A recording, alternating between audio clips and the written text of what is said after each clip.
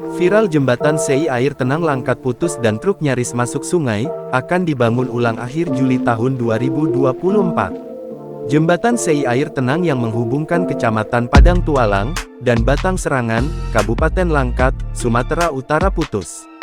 Jembatan yang sudah bertahun-tahun rusak ini, ambrol saat satu unit truk bermuatan material pasir dan batu dari galian C dengan tonase besar tengah melintas.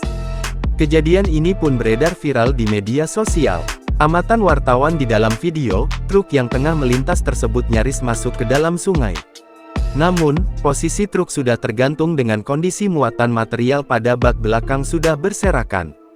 Meskipun tak ada korban dalam peristiwa itu, namun kejadian tersebut sempat membuat arus lalu lintas menuju objek wisata Tangkahan lumpuh total.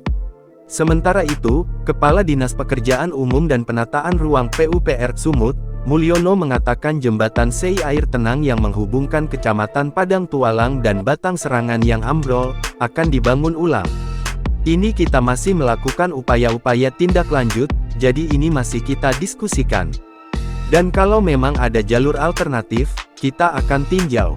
Yang ini akan langsung kita bongkar, dan kita laksanakan pembangunan baru, ujar Mulyono didampingi Sekda Langkat, Amril, Rabu tanggal 12 Juni tahun 2024. Lanjut Mulyono, saat ini ada satu jembatan alternatif yang bisa dilintasi masyarakat.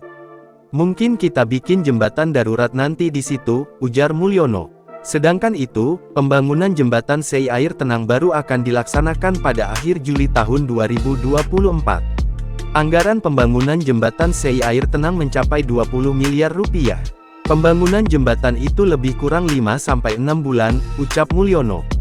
Sementara itu, Satlantas Polres Langkat dan Dinas Perhubungan melakukan rekayasa lalu lintas atau jalan alternatif pasca jembatan Sei air tenang yang menghubungkan Kecamatan Padang Tualang dan Batang Serangan ambrol. Untuk evakuasi truk, kita sudah bicara dengan Pak Kadishub tadi, nantinya Dinas Perhubungan berkoordinasi dengan kalau tidak salah PT HKI untuk mengevakuasi truk, ucap AKP Maruli Simanjorang.